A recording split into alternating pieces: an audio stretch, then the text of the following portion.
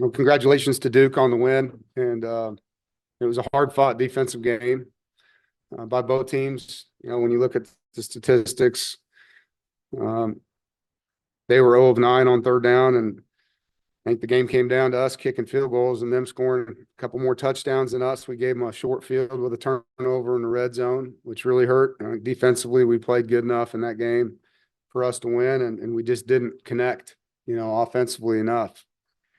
I heard CJ talking, he threw some good balls that were dropped. He threw behind a couple guys. He threw high to a couple guys, and we got to make some play calls in certain situations to help. But collectively, it's not good enough. And, it's a we, us, and ours business. And there isn't any blame other than everybody. It starts with me.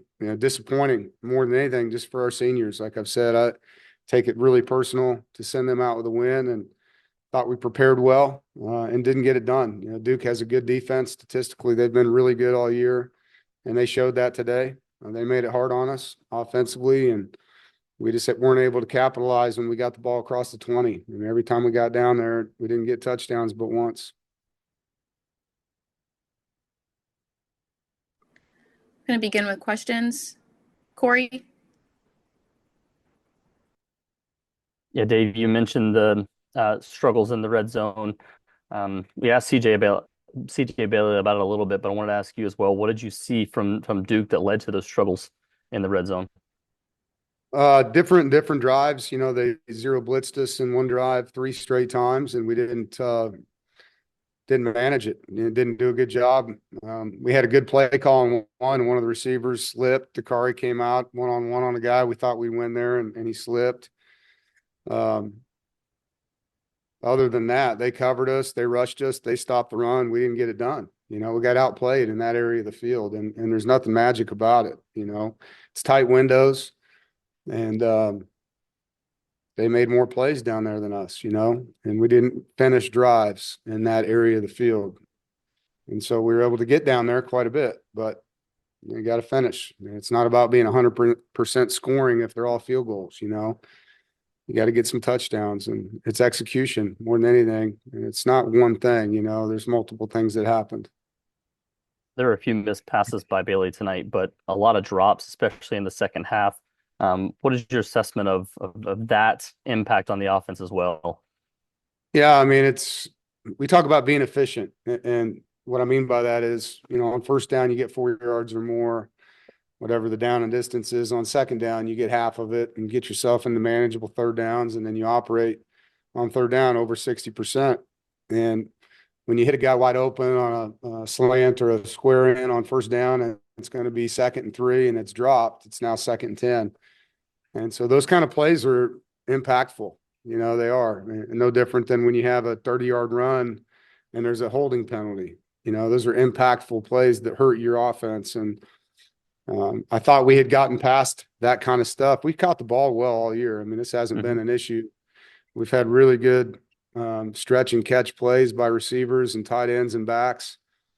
And so it was frustrating that it happened tonight, because that hasn't been something we've done this year. I thought our guys throughout the season have really caught the football well, but that wasn't the case tonight. Thank you. Ethan? Hey, Dave. Earlier this season, you talked about kind of shortening the season into a 5-game stretch, and that's how you kind of recalibrated the team's expectations.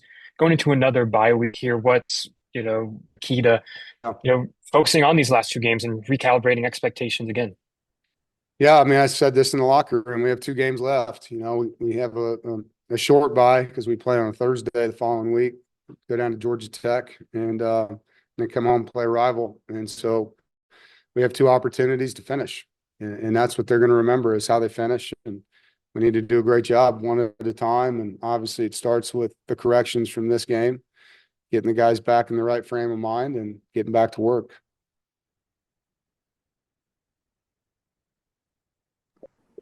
Noah? Hey, Coach, you've talked about finishing in the red zone previously this year. How do you guys try to go about, fixing that instead of, kind of just settling for field goals when you have to do that? Yeah, if I had the answer for you right now, I'd give it to you, but I need to look at it. thought we had corrected that coming out of the last bye. We were much better. But today we were really bad down there. And so we get in the film room with the staff and look at it and see what's happening, how we're getting attacked and what the shortcomings are. But it's been a lot better, obviously, than it was tonight. It's not as bad as it can get because there's other games this year where we've turned the ball over down there multiple times. So we got points, but you need touchdowns to win a game like that. Colby?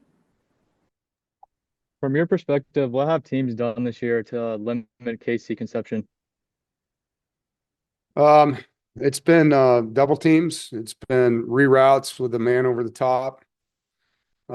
At times tonight it wasn't. It was just they put their best DB on him. And sometimes he covered him really well. Sometimes he didn't. And at times we threw the football to him. He had 2 drops. But most teams have leaned the safety his way, which is smart. And because of that, you've seen us be able to get the ball to other guys. Justin Jolie's been a benefactor of that. Some of the outside receivers have been a benefactor of that. But there's definitely if you watch their game plan in the second half in particular, they took their corner that was playing on the outside in the first half and put him on him the entire second half when they were playing man-to-man with the safety over the top. And so it's hard when that's going to happen. It's really an outside-inside look. And then in zone defense, you have an underneath player with a zone player over the top. So there's a lot more attention on them. And last year, really coming out of the bye, it became kind of the show and people weren't as in tune, and they had the whole offseason to listen to how good a player he is. And obviously they're paying attention. They're doing a good job. They're defending him well. And that's why we've had to spread the ball around. And, it's about players making plays. That's how you win games. Bottom line is we didn't make enough of them. To our final 2 questions. Stone? Hey, Coach, I was going to ask about the red zone, but I feel like we've kind of already gone over that, so I'll just move on to something else. Duke was held to 0 for 9 on 3rd down. They barely averaged a yard per carry in the running game. You won the turnover battle, time of possession, but ultimately still come away, unfortunately, with a double-digit loss. What else do you think, aside from the red zone stuff, sticks out to you to where you want to really key in and improve in order for you guys to reach that bowl-eligible status in these next 2 games? Drops and penalties. We had 8 penalties, and I don't have the number here. It's not on the stats, but drops and penalties would be the other 2 things.